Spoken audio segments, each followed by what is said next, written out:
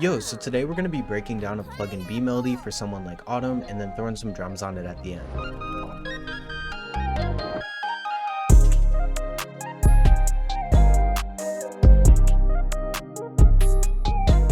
Alright, so for the first sounds in the melody, it's actually two that get layered together for the main chords. So the first one is the duo classic super chorus from Keyscape, and then the second one is a mallet from Sunboy's Quadra Serum Bank, and overall I use the mallet just to accent some of the chords and the top line to make it seem a little bit more full and interesting. Alright, and then here's the main MIDI for the melody, and you'll notice that it's 16 bars instead of 8, and I did this because I just wanted to have a section of the chords without the top line. So if I go ahead and pitch this down into D sharp minor just so I can explain the chords a little bit better, which are probably one of the more important parts of these kind of melodies, we can look at this first chord and see that it's a ninth chord. So if I go ahead and pitch these two notes down, you can see we have our normal triad, the seventh, and then the ninth. And then I went ahead and grabbed the seventh and the fifth and just put it up an octave to change the voicing a bit and overall just make it a little bit more interesting. And you'll notice that I said we're in D sharp minor, but we're starting with a B chord. That's because this B chord is a major chord, so it makes it feel a little bit happier even though we are working at a minor scale. And then the rest of the chords in the melody do kind of follow that same thing of making ninth chords, changing the voicing to making them seem a little bit more interesting. But with these second two chords, I did do something a little bit weird where I use this A note even though it isn't even in the scale. So in D sharp minor, A and D both aren't in the scale, but they still do sound good. I know using D transitions it into more of a minor harmonic scale rather than a minor natural scale that you would normally use, but I'm not quite sure why A sounds good, but it does work really well in these chords along with in top lines. So after I figured out those two chords, then I went into this third chord, which I just copied over the first chord, pitched it down one, and then all the notes that weren't in the scale, I just kind of moved them to whatever note was closest so it still does sound good. And then again, these last chords are just a copy of these chords, but I went ahead and added this F sharp and A. I added in those two notes because I kind of have a waveform going where it's a really smooth transitioning chord progression, so everything kind of leads into each other. So if we look at this, we're starting off on A for the top note of the chord, and then we gradually move down to C, which is the lowest point, and then we build back up till we get back to that A sharp. So overall, it just transitions really nicely and sounds really smooth. So if we go ahead and look at the first part of the MIDI, we can kind of see that I was doing that same thing where we have the A, and then for the top line, I went ahead and used this F sharp and F to transition down to this D and then kind of build it back up. So then that C is the lowest point, so I threw in the D sharp to build it back up to F, and then the G to the A, and then back to the A sharp. So overall, just trying to make it flow really nicely is really good for these kind of melodies, and this is a pretty good example of that. And then the last thing for this MIDI, which I actually did in the last video as well, is adding bass note chops just to give it a little bit of rhythm and make it a little bit more interesting. So then if we go ahead and look at this mallet MIDI, you can see it's the exact same thing, but I just cut out all of the middle chords. So I just have this mallet accenting the first chord and then the last two chords as well as the top line, so it kind of adds a little flourish to the start and end of each 4-bar pattern. And then for the effects on those, on the E piano we have reverb, so I just have the decay turned up just a touch, magic switch, which is a free chorus plugin with the mix turned pretty much all the way down, and EQ just to cut all the lows so there is room for an 808, and then finally an imager just to make it feel really nice and wide. Then for the effects on the mallet, I just have a delay again with the mix turned way down, and EQ again just to cut the lows, and then finally a pancake on the opponent's preset with the mix turned down to 50%, so it isn't super overbearing. So after we made the midis and added those effects, here's what it ends up sounding like.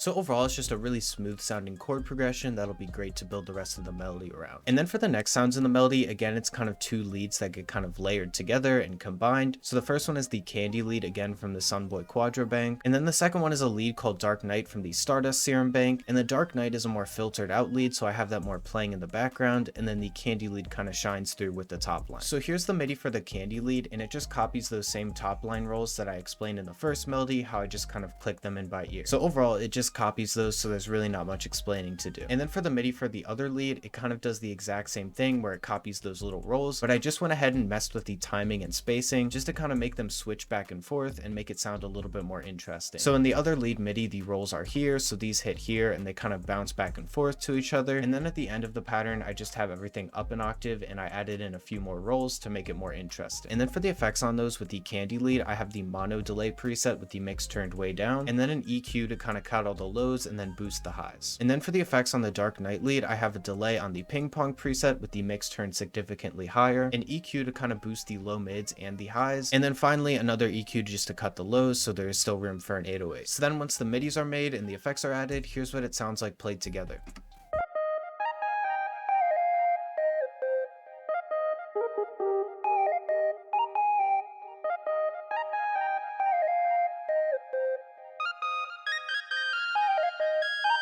So overall, those two delays really fill up a lot of the dead space in the melody and take up a lot of high end, so it makes it feel really full. And then for the next sound in the melody, I went into one of Sunboy's one-shot kits and grabbed a plug called Uppity, and I just kind of used this as a dry accent plug with a bunch of supermassive on it, so it sounds really interesting. So then here's the MIDI for it, and like I mentioned, I use this as an accent plug, so I didn't really have to do a lot with the MIDI, and the supermassive really fills in a lot of the dead space. But I did just go ahead and added some quick rolls that fit into the scale and just kind of fit them in by ear. And then I ended up rendering that out so I could reverse it, but I did add some effects before I did. So like I mentioned, I did add supermassive on the default preset with the mix turned all the way up, portal on the fractured preset with the dry wet slider turned to about 40%, another portal with the crystalline accent preset, again with the dry wet turned to about 30% this time, an EQ just to cut out all of the lows and mids so it's a super high end sound, and then finally a pancake on just the basic preset with the mix turned down to 60%. So then here's what it looks like all rendered out, and I did end up adding some additional effects with automation clips. So what I added was a fruity delay on an automation clip, finisher micro on the infinity preset with an automation clip, and then finally a love filter with the cut knob automated, and then the last thing is just another EQ to cut all the lows. So after rendering it out and adding those automation clips, here's what it ends up sounding like.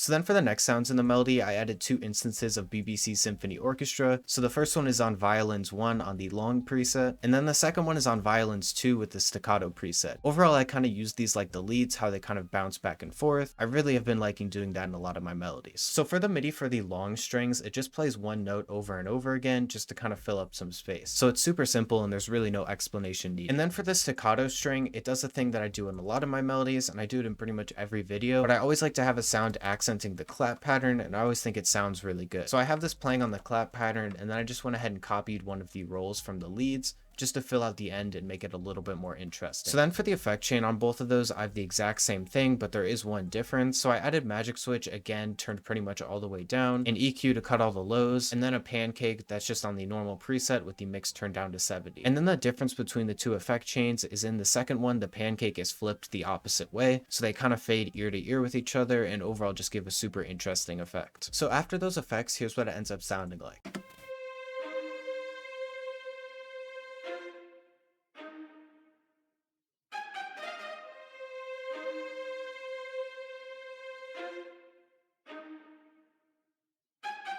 So overall, it's just kind of another high-end accent pattern that fits really well with the rest of the melody. And then for the final sounds in the melody, it's two basses that get combined together. So the first one is a bass called Destroy from Noah's Omega kit, and then the second one is an ample bass, and I mentioned this in the last video, but this is probably the best free acoustic bass plugin that you can get. Here's the MIDI for the acoustic bass, and it just follows the bass notes, of course, but I went ahead and added in these little chops just to make it a little bit more bouncy. And then I also made sure to leave a good amount of dead space so I could fit in the other bass so they could kind of switch back and forth. And then here's the MIDI for the other bass. So as you can see, like I mentioned before, all that dead space gets filled up by this more sub bass, so they kind of switch back and forth, and overall I've been doing this in a ton of my melodies and it gives a really nice effect. And then for the effects on those, I don't have anything on the acoustic bass, but on the serum bass I just have a fruity fast distort with the mix turned way down and then an EQ to cut all the highs. So then once I added that distortion and played them together, here's what it ends up sounding like.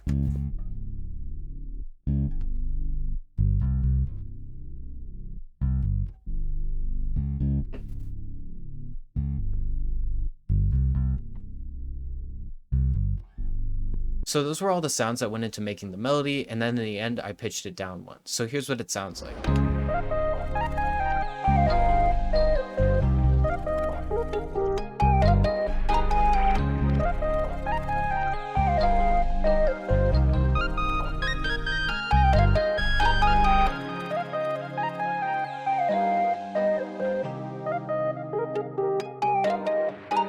Overall, I think it's a pretty solid melody, but I'm not really sure what to do on the drums, so we're gonna have to figure that out when we get there. So let's get started on the drums.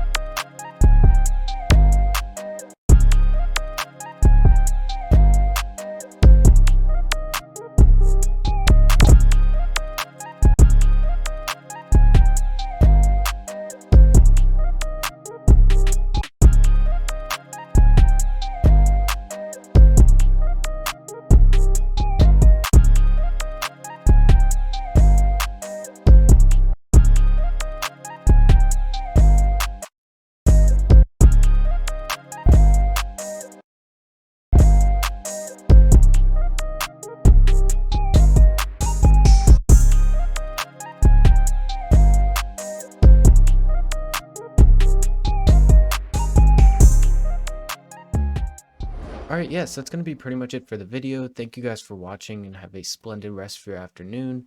Overall, I'm pretty happy with how the drums turned out, but that's going to be pretty much it. I'm not really going to change anything much that's like worth to mention. So yeah, that's pretty much it. Bye.